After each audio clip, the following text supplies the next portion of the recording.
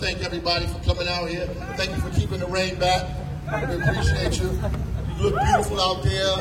Diverse crowd, multiracial crowd that we need to see more and more of in this state. More and more of opening our mouths, coming together, fighting for what's right for all of us collectively. It is incredibly important that we do this. This race now is probably the most important race that the state has seen in decades. It's probably the most important race that we've seen in decades. I want to thank my wife from over there. She's in the back. She slipped up in the back. Somebody came in with a monitor. She stuck behind me too. I didn't see it. And Frank Gilmore, the councilman in this ward, we appreciate him for being here as well. I just want to say, you know, right now these people are fighting hard to make sure that folks are not gravitating to what we're saying. They're fighting hard to keep people away from our message. They're fighting hard to create, disillusionment and lack of hope in our community to make people believe that we can't win. They're going around saying that over and over and over again. They even got NJ.com to print a story about it. This is their solution to us, to say that you're hopeless. You can't do it. It's impossible. Lay down, stay home. But this is a message they've been giving us all of our lives.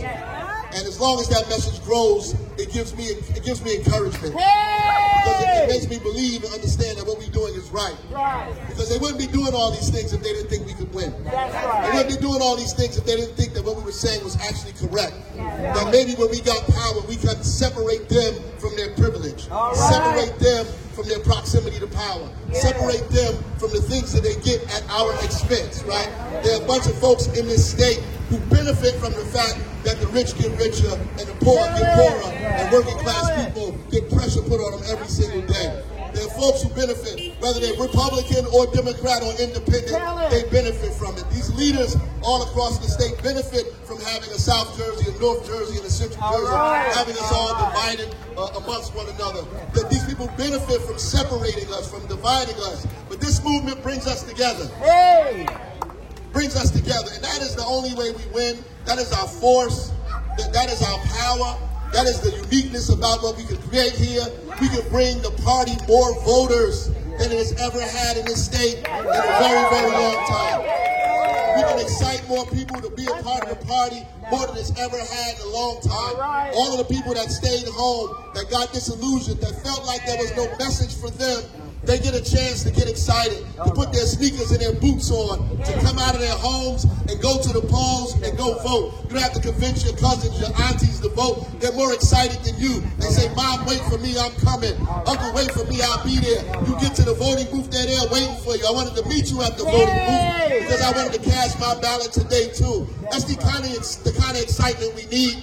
That's the kind of excitement we bring to the party. That's the only way we're going to win this, not only just locally, but nationally. If we don't understand that our election locally, our state election, is tied into a national election, then we are naive. If we don't understand that what we do in New Jersey will dictate what happens around the country, then we're not paying attention. If we don't see that the moves we make here is going to affect the moves that are happening nationally, then we don't have our eyes open as wide as we think we do. As a matter of fact, people are paying attention to New Jersey. They're paying attention to this race. When we were in Plainfield campaigning, people from Connecticut came down and canvassed with us. 9 people got in their cars and drove down from Connecticut and canvassed with us in Plainfield because they know that an election in New Jersey affects Connecticut.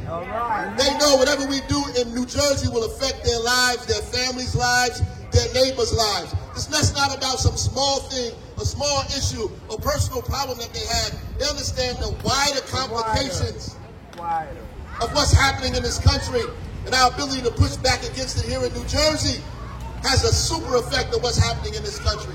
They know this. We have to know it. We have to know what we do in Newark affects Jersey City. And what affects Jersey City affects Camden. What affects Camden affects Atlantic City. What affects Atlantic City affects Somerville and Hunterdon and all of the places up and down the state. We have to know that our unity is like an atomic bomb.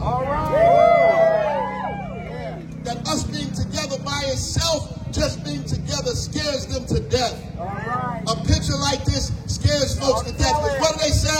They say you can't get votes out of Newark. You can't get votes out of Essex County. And that larger message means you guys aren't united. Nobody's listening to you in the Muslim community. Nobody's listening to you in Central Jersey. Nobody's listening to you in South Jersey. But they are wrong. Thank you. We have proven them wrong time and time and time again. This election is proving them wrong. All right. I want to say one last thing about these people who say that our campaign is only about rhetoric and platitudes. Tell it. Because there's a specific reason people are saying that. Because they're just not as charismatic as I am. They can't put their sentences together. The reality is, platitudes didn't help us reduce violence by 61%. Platitudes didn't help us balance a budget with a $93 million hole. Platitudes didn't get us to change 23,000 lead service lines. Platitudes didn't create the guaranteed income program in the city of Newark. The guaranteed education program in the city of Newark. Platitudes didn't send 60 students to college for free. Platitudes didn't do this. Like, platitudes did not take people's Section 8 vouchers and turn them into mortgages. Platitudes didn't create a land bank. Platitudes didn't create inclusionary zoning. Platitudes didn't create the Office of Violence Prevention. Platitudes didn't create Brick City Peace Collective. Platitudes didn't raise people's salary to $40,000, the smallest, the most least paid wages in the city. We raised them to at least $40,000. Platitudes didn't raise the minimum wage. The Baraka administration did that. Working class people did that. People from all walks of life in our city did that. The things that we fight for collectively, we did that together with our brain power, with our cooperative energy, with our will to work together, reduce street homelessness by 57%. Not rhetoric, work. Not rhetoric, work. That's the problem. We're going to outwork them all the time. We're going to outwork them every time. They can talk and put out papers. That's the problem with New Jersey. Too many damn papers and not enough work. Too many studies and not enough action. We're studying the studies. We got to have a study on whether we should raise the minimum wage while people are starving. We got to have a study on how we should build affordable housing and people are losing their homes. We got to study on how we should desegregate our schools, and schools are becoming increasingly segregated by race and class. No more studies. No more. No more studies. No more. We need action. And that's what they're afraid of, that we're going to go down there in Trenton and turn the place right side up. We're going to turn it right side up and chase those people out of there and replace them with working class people all up and down the state of New Jersey, on every board and every commission, and judges and seats, all up and down that place. We're going to run people for office. We're going to run people from the lower offices to the higher offices. We're going to take over the state. We're going to take over the state. And we're going to replace working people in every position we possibly can. That's what we're going to do. I want to thank y'all for coming out here today and knocking on doors and doing what you do. We need you. We're going to win this race. We're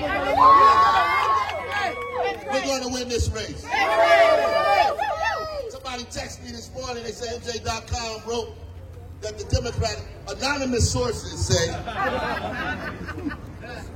which is two people usually, anonymous sources say that the Democratic Party and the Republican Party are saying collectively that the Republicans want me to win.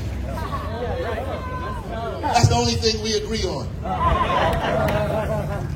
They are underestimating us. All right. But that is how we win. Let's go. They never see us coming. Let's go. Until we're too close to them, and our hands are already on them, and they can't do anything about it at this point. I'm glad that they think they want me. Because when I get in the ring, I'm going to float like a butterfly and sting like a bee.